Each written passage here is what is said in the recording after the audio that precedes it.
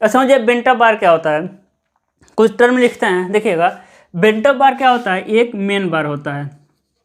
Bent of बार क्या होता है, एक प्रकार का मेन बार होता है। इसका व्यास कितना रख सकते हैं बेंट ऑफ बार का, 12 mm से लेकर 50 mm तक। बेंट ऑफ बार का हम व्यास कितना रख सकते हैं, 12 से 50 mm। और समझिएगा एंगल, यानी कितने एंगल पे से हम बेंट करते हैं, आपका 30 से 60 अंश पे। लेकिन हम करते हैं कितने पे हैं, जनरली हम 45 डिग्री पे बेंट करते हैं। कितने पे करेंगे, 45 अंश पे। क्यों, क्योंकि आपका क्रैकिंग कितने अंश पे उत्पन्न हुआ है, 45 अंश पे। इसीलिए बीम का बेंट ऑफ बार का बेंडिंग जनरली कितने पे करते हैं, 45 अंश पे। बाकी हम 30 से 60 पे करते हैं। अब समझिएगा बेंट ऑफ बार क्या होता है, समझते हैं। देखिए एक क्या है आपका बीम, ठीक है, एक क्या हो गया आपका बीम हो गया।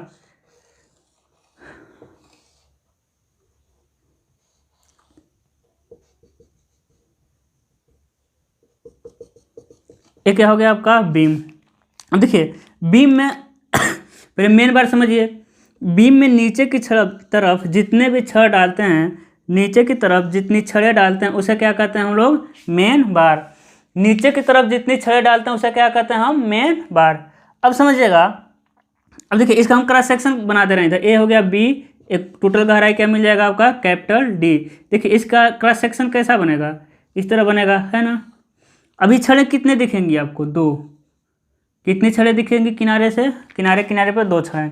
और समझिएगा उसके बाद क्या करेंगे हम, क्या करेंगे, तीसरी छड़ को लेके जाएंगे और क्या करेंगे हम, बेंट करके इसको कहाँ लेके चले जाएंगे, हम ऊपर लेके चले जाएंगे। ठीक है, छड़ को ले जाएंगे और बेंट करके कहाँ लेके चले जाएंगे, ऊपर। अब देखिए कितने अंश पे बेंट किए इसको हम, 45 डिग्री पे। कितने पे किए हैं, 45 डिग्री पे। तो देखिए ये था क्या, ये था आपका बेंट ऑफ बार ही था। ये क्या था आपका, सॉरी ये क्या था, मेन बार। लेकिन इसको हम ऊपर लेके चले गए मोड़ के, इसीलिए इसका नाम पड़ गया आपका bent of bar, bent of बार। ठीक है क्या, यहाँ तक क्या है आपका मेन बार, ऊपर क्या हो गया आपका बेंट ऑफ बार। उसके बाद मान लीजिए एक और छड़ है, उसके बाद एक और छड़ है, उसको हम सीधा डाल दे रहे हैं। ठीक है, उसके बाद जो छड़ है उसको भी हम उठा के कहाँ लेके चले जा रहे हैं, ऊपर। ठीक है, लेके चले गए, है कि नहीं। अब समझ पा रहे होंगे। देखिए यानी बीम में हम छड़ को कैसे लगाएंगे, यदि बेंट अप देंगे तो कैसे, पहली बार एकदम सीधी छड़े, दूसरी बार बेंट अप कर देंगे, तीसरी बार सीधी छड़े, चौथी बार बेंट कर देंगे। यानी अल्टरनेट, एक मेन बार सीधा, दूसरा मेन बार को हम बेंट अप बार बना देंगे, तीसरा मेन बार सीधा, चौथे मेन बार को हम क्या बना देंगे, बेंट अप बना देंगे।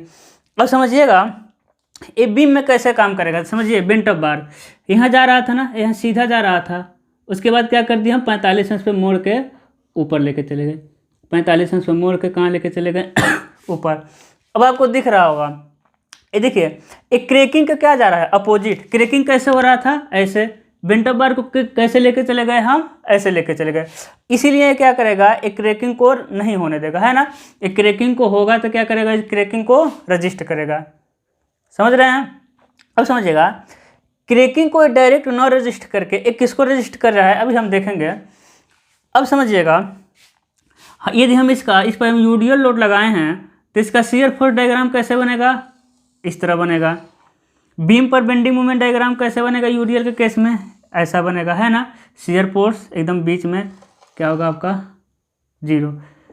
ठीक है, अब समझिएगा यानी मेरा शियर फोर्स, देखिए एक है आपका शियर फोर्स डायग्राम, एक है आपका बेंडिंग मोमेंट डायग्राम। मेरा शियर फोर्स मैक्सिमम कहाँ है, देखिए शियर फोर्स मैक्सिमम कहाँ मिल रहा है, किनारे, तथा बेंडिंग मोमेंट मैक्सिमम कहाँ मिल रहा है, बीच में। और देखिए ये जो बेंट अप बार है क्या काम करेगा, बेंट अप बार बीच में क्या है आपका, सीधा। यानी बेंट अप बार क्या है, बीच में देखिए बीच में तो पूरी छड़ें दिख रही हैं, तो बेंट अप बार क्या है, सीधा है। तो वो क्या होगा, बीम जैसे ही बेंड होगा बेंट अप बार उसको क्या करेगा, खींच के टाइट किया रहेगा। यानी बीच में जो आपका छड़ है, बेंट अप बार का जो बीच वाला छड़ है वो बीम को बेंडिंग नहीं होने देगा। और बेंट अप बार का जो हम किनारे लेके चले गए हैं वो किसको रजिस्ट करेगा, शियर स्ट्रेस को। समझ पा रहे हैं। एक देखिए ये जो मेन बार है, मेन बार यहाँ से लेके वहाँ तक चला गया, वो सिर्फ किसको रजिस्ट करेगा, वो सिर्फ बीम को, बीम के बेंडिंग नहीं होने देगा, वो सिर्फ किसको रजिस्ट करेगा, बेंडिंग को। लेकिन आपका जो शियर एनफोर्समेंट है, जो आपका बेंटअप बार है वो क्या है आपका शियर रेनफोर्समेंट, एक तरह का जो शियर रेनफोर्समेंट है वो बीच में किसको रजिस्ट कर रहा है, बेंडिंग को, है ना। लेकिन जैसे मुड़ के ऊपर गया, जैसे ही मुड़ा वो किसको रजिस्ट करने लगा, शियर स्ट्रेस को। तो समझ आ रहे होंगे आप, बीच में बेंडिंग अधिक है तो वही बेंटअप बार बीच में बेंडिंग को रजिस्ट कर रहा है, तथा किनारे पर आपका शियर फोर्स अधिक है तो वही बेंटअप बार किसको वहन कर रहा है, आपका शियर फोर्स को। तो बेंटअप बार का आप देखेंगे वर्क क्या है, बीच में बेंडिंग को रजिस्ट करता है और किनारे आपका शियर को। तो अब देखिए इसका आप लोग 3D फिगर देख सकते हैं, बेंटअप बार सर्च करेंगे गूगल पे, या फिर ऐसा करते हैं हम एक ग्रुप बनाते हैं टेलीग्राम पे, ठीक है। टेलीग्राम पे एक ग्रुप बनाते हैं और आप लोग उससे जुड़ जाइएगा, और देखेंगे तो हम व्हाट्सएप का भी एक ग्रुप बना के लिंक डाल देंगे। हाँ यही ठीक रहेगा, आपका एक व्हाट्सएप का लिंक डाल देंगे ग्रुप का, और एक क्या डाल देंगे हम, आपका टेलीग्राम का, ठीक है। और अबाउट वाले सेक्शन में जाएंगे तब अपना डाले हैं हम क्या, इंस्टाग्राम का लिंक डालेंगे, तो वहाँ से आप कुछ भी पूछ सकते हैं, ठीक है। आपका ग्रुप बनाएंगे हम, टेलीग्राम का एक चैनल बनाएंगे और ग्रुप बना देंगे हम व्हाट्सएप का, उसमें जुड़ जाइए। कोई भी दिक्कत होगा तो मैसेज करिएगा। हम इसका फिगर क्या करेंगे कि फिगर देखना बहुत ज़रूरी है, क्योंकि सब लोग तो फिगर देखे नहीं रहते हैं, फिगर देखने से थोड़ा माइंड ज़्यादा कैच करता है। तो इसका फिगर हम जो भी बनाते रहेंगे स्ट्रक्चर, उसका फिगर रिलेटेड हम उसमें शेयर करते रहेंगे, ठीक है। आप लोग जाइएगा अबाउट सेक्शन में पूरे लिंक मिल जाएंगे। अब समझिएगा, तो आपको समझ आया होगा ए मेन बार क्या है, बेंटअप बार क्या है, एक तरह से मेन बार ही है, जिसका व्यास 12 से 50 में रहता है। कितने अंश पे मोड़ सकते हैं हम, 30 से 60, लेकिन मोड़ते हैं हम 45 अंश पे। क्यों, क्योंकि किनारे पर आपका क्रैकिंग कितने पे होता है, 45 अंश पे। अब देखिएगा ये वर्क कैसे करता है, मिटाते हैं इसको, इसका हम वर्क देखते हैं। देखिएगा, है ना, यही तो आपका बेंटअप बार है। अब समझिएगा, अच्छा ये मान लीजिए ले रहा है आपका भी ले रहा है, ठीक है। कितना ले रहा है आपका भी, फोर्स ले रहा है, शियर फोर्स को किससे दिखा रहे हैं हम, भी से, ठीक है। अब समझिएगा भी के दो कंपोनेंट होंगे, ए वाला थीटा वाला सेक्शन है, यही तो 45 अंश पे मुड़ता है। अब समझिएगा इसके दो सेक्शन होंगे, एक क्या हो जाएगा आपका भी कॉस थीटा, एक क्या हो जाएगा आपका भी साइन थीटा। ये तो सबको पता है, थीटा वाला आपका कंपोनेंट क्या होता है, भी कॉस थीटा। ये भी क्या हो जाएगा आपका भी कॉस थीटा, और ये क्या हो जाएगा आपका भी साइन थीटा। अब समझिएगा लिखेंगे हम, अब समझिए भी कॉस थीटा, ये दोनों आपस में क्या हो जाएंगे, कैंसिल हो जाएंगे, है ना। क्या है आपका नेचर क्या है, अपोजिट है, तब का जबकि इसका मैग्नीट्यूड क्या है, समान है, तो इन दोनों आपस में क्या हो जाएंगे, कैंसिल हो जाएंगे, है ना।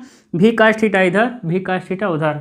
अब देखिए इसका वर्टिकल कंपोनेंट, यानी बेंटअप बार का कौन सा कंपोनेंट कार्य करता है, वर्टिकल कंपोनेंट। अब बताइए आपका वर्टिकल कंपोनेंट बेंटअप का कार्य कर रहा है, डायगोनल टेंशन कैसे उत्पन्न होता है, वर्टिकल सीजर लगता है तभी तो, है कि नहीं। डायगोनल टेंशन या फिर डायगोनल कंप्रेशन कैसे उत्पन्न होता है, जब आपका शियर लगता है। और शियर कैसे लगता है आपको याद होगा, देखिए शियर कैसे लगेगा, ये आपका हो गया क्रॉस सेक्शन, एक नीचे से लगता है एक ऊपर से लगता है, मेन तो यही शियर लगता है ना। इसके विरोध में इधर क्या होता है आपका हॉरिजॉन्टल शियर उत्पन्न होता है, जिसे हम कहते हैं कप्लीमेंट्री शियर, ठीक है, संपूरक प्रतिबल। तो आपका शियर कैसे आ रहा था, वर्टिकली, यहाँ वर्टिकली कंपोनेंट वर्क कर रहा, यानी यही क्या लेगा, पूरे बल को ले लेगा।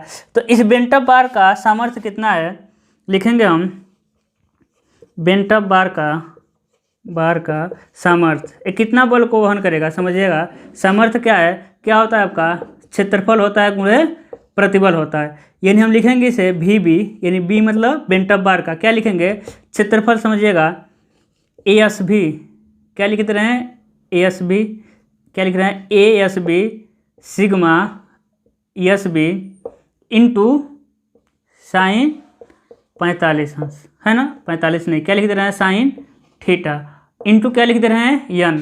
यानी समझिएगा भी बी इक्वल टू क्या हो जाएगा, A S B sigma S B sine 45, है ना। थीटा जनरली कितना हम लेके चलेंगे, 45 अंश, इंटू क्या हो जाएगा आपका, इंटू हो जाएगा यन।